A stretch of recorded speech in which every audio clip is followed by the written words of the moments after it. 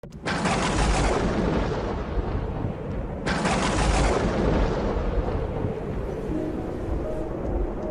ce temps-là, Jésus disait aux foules, « Il en est du règne de Dieu comme d'un homme qui jette en terre la semence. Nuit et jour, qu'il dorme ou qu'il se lève, la semence germe et grandit, il ne sait comment. D'elle-même la terre produit d'abord l'herbe, puis l'épi, enfin du blé plein l'épi. Et dès que le blé est mûr, il y met la faucille, puisque le temps de la moisson est arrivé. » Il disait encore, « À quoi allons-nous comparer le règne de Dieu? Par quelle parabole pouvons-nous le représenter? Il est comme une graine de moutarde. Quand on la sème en terre, elle est la plus petite de toutes les semences. Mais quand on l'a semée, elle grandit et dépasse toutes les plantes potagères et elle étend de longues branches, si bien que les oiseaux du ciel peuvent faire leur nid à son nombre. » Par de nombreuses paraboles semblables, Jésus leur annonçait la parole, dans la mesure où ils étaient capables de l'entendre. Il ne leur disait rien sans parabole, mais il expliquait tout à ses disciples en particulier. Acclamons la parole de Dieu. Aujourd'hui, l'Église célèbre la mémoire liturgique de saint Thomas d'Aquin. Il est une figure si importante dans l'histoire de l'Église qu'il est utile de rappeler brièvement son enseignement. Saint Thomas a repris l'enseignement antique, celui des Grecs, en particulier celui d'Aristote. Et parmi les choses qu'il a apprises de lui et qui l'ont aidé à mieux comprendre l'Évangile et à mieux l'expliquer, il y a une chose en particulier.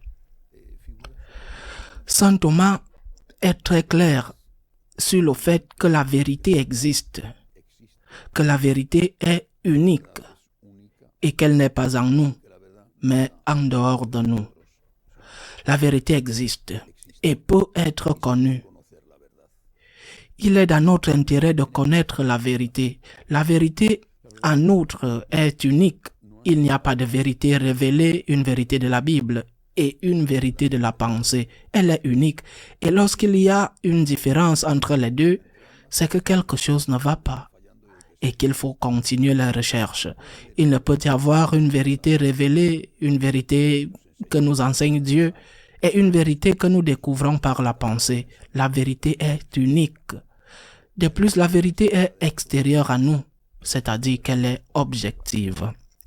La vérité est, comme le dit saint Thomas, l'adéquation de ma pensée avec la réalité des choses. Les choses sont vraies ou fausses. Elles sont bonnes ou mauvaises. Elles ne le sont pas à cause de ce que je pense. Pas le « il me semble que ». Pour saint Thomas, le « il me semble que » n'était juste qu'une opinion. C'est une opinion subjective. Il me semble que ton opinion est respectable, mais ce n'est pas la vérité. La vérité n'est pas en toi, dans le sens où ce que tu penses, ou la façon dont tu vois les choses est vrai ou faux, bon ou mauvais. La vérité est en dehors de toi. Il fait froid? Oui, il fait froid, même si toi tu penses qu'il fait très chaud. Il fait chaud? Oui, il fait chaud, même si toi tu penses qu'il fait très froid. Pour toi, il fait chaud, pour toi, il fait froid. Oui, c'est vrai. Mais savoir s'il fait chaud ou froid n'est pas une question qui vient de toi. C'est une question objective, hors de toi. Et ainsi tout le reste. La vérité existe, la vérité est en dehors de moi. Et c'est moi qui dois chercher la vérité et m'adapter à elle. Et non pas prétendre que c'est la vérité qui s'adapte à moi. Mais il y a autre chose, et cela, bien sûr, saint Thomas ne l'a pas appris d'Aristote. Il y a autre chose très important.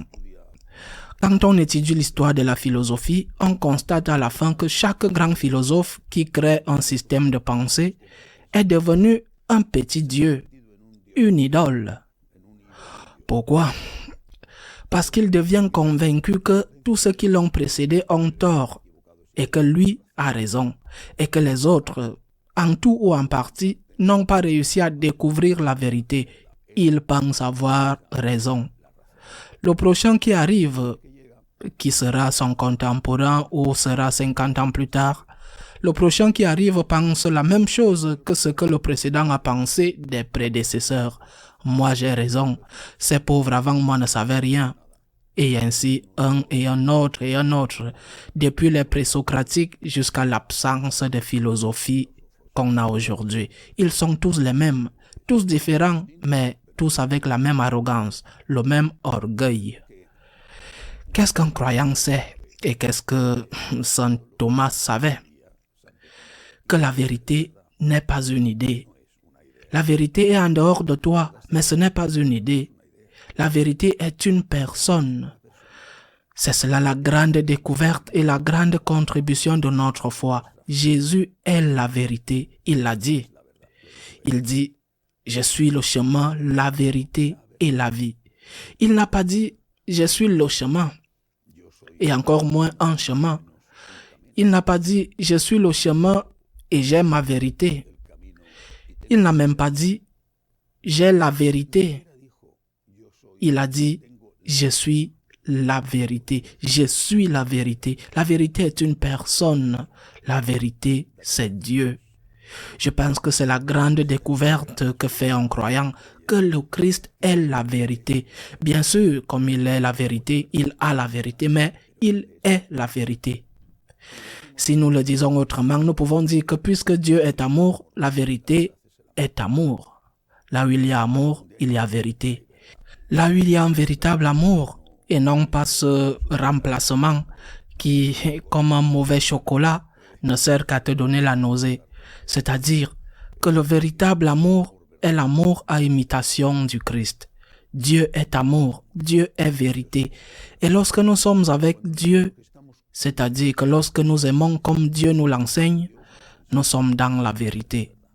En cas de doute sur la véracité ou le mensonge de quelque chose, il faut bien sûr écouter et suivre ta raison, bien sûr. Mais surtout demande-toi, y a-t-il amour? Le véritable amour? Non pas le faux amour, pas le sexe, non. Y a-t-il de l'amour, du vrai amour? Que ferait le Christ s'il était à ma place?